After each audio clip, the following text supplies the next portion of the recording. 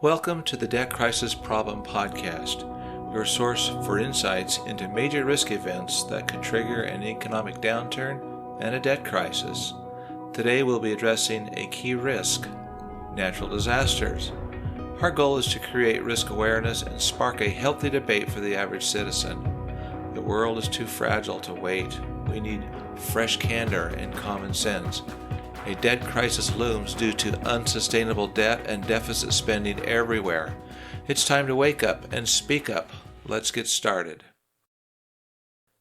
Mother Nature rules. She's still in charge. Everything is becoming, it seems like, more fragile and even more complex. Everything's interconnected. From living organisms, plants, animals, the soils, the rocks, the minerals, water, the oceans, the air. We definitely have a beautiful world to live in. And the great web of life, all these things, they provide everything we need to live and survive. This includes the plants and animals that we as humans depend on each day. While the world seems to be more resilient even as time goes on, Mother Nature, she can cause significant damage when she wants to. These events can include hurricanes, floods, tornadoes, tropical storms, winter storms, blizzards, avalanches, hailstorms, extreme cold waves, wildfires, droughts, dust storms, extreme heat waves, mudslides, volcanic eruptions, tsunamis, landslides, earthquakes, and sinkholes, to name a few. Besides loss of life and causing injuries, these events cause significant damage not only to the people, but to homes, businesses, and infrastructure, and the economic losses are in the billions.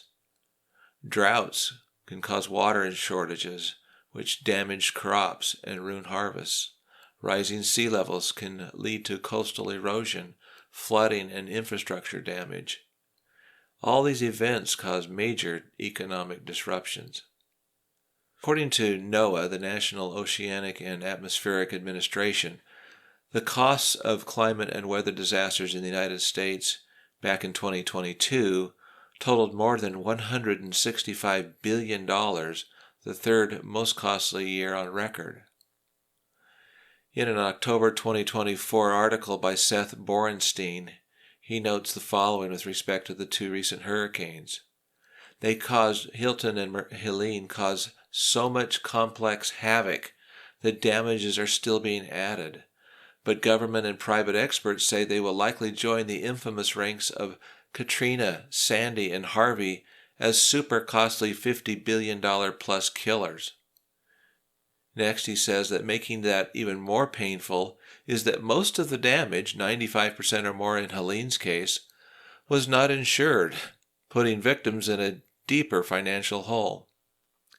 And while storm deaths have dropped over time, and although Helene was an exception, but even adjusted for inflation, damages from intense storms are skyrocketing because people are building in harm's way.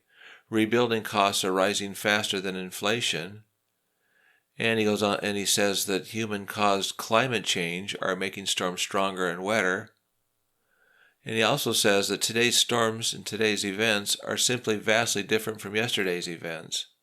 One of the things that we're seeing is the energy content that these systems can retain is significantly greater than it used to be. The weather seems to be in many cases moving faster than we as a society are able to keep pace with it. In the last 45 years, and adjusted for inflation, NOAA has counted 396 weather disasters that caused at least $1 billion in damage. 63 of those were hurricanes and tropical storms. That $50 billion mark for direct losses is a threshold that differentiates truly historic storms. Only 8 hurricanes have reached that threshold. Although Milton and Helene have a very good shot at joining that list. In conclusion, so what, when, and how does this affect you? Obviously, we're going to continue to have more natural disasters. There's not much more to add to that.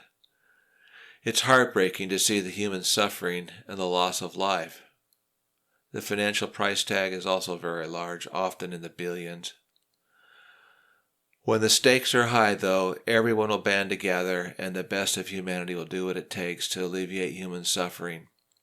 But our neighbors can only do so much, including insurance companies. Many people have to rely on responses from local and state agencies as first responders, if the other responders can't get there, to help evacuate people and provide immediate assistance. Obviously, as resources are overwhelmed, state governments will step in, hopefully, and provide help for personnel, equipment, and other financial aid. And, of course, they can ask for federal assistance if it's needed. The U.S. President can issue a disaster declaration, which can unlock federal resources like FEMA, assuming they have money. So hopefully these agencies and these groups will coordinate assistance and provide future funding for rebuilding, and that may or may not happen, especially in the time frame that the needs are there.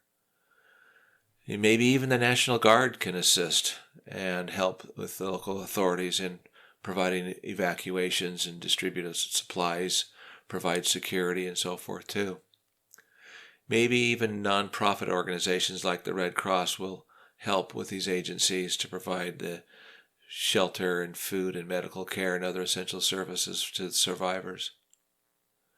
But, like you say, the U.S. government at all levels will try to do its best with the long-term assistance that's going to be needed for public infrastructure, roads, bridges, schools, utilities, and so forth. But the cost for all this necessary spending, even deficit spending, much of it will end up on the national debt pile. My gut says that we'll see an increase in unwelcome visits from Mother Nature in 2025 and beyond.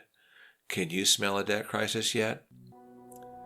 Thank you for joining us. Today we explored natural disasters, a major risk contributing to the looming debt crisis. We hope to highlight the urgent need for transparency around these risks. We want to hear from you too. Submit your own debt crisis memo and share your thoughts at tunabudget.com. If you found today's episode valuable, please subscribe for future podcasts. Your support helps us grow this healthy debate. Until next time, take all necessary precautions. Your financial wellness matters. Thanks again.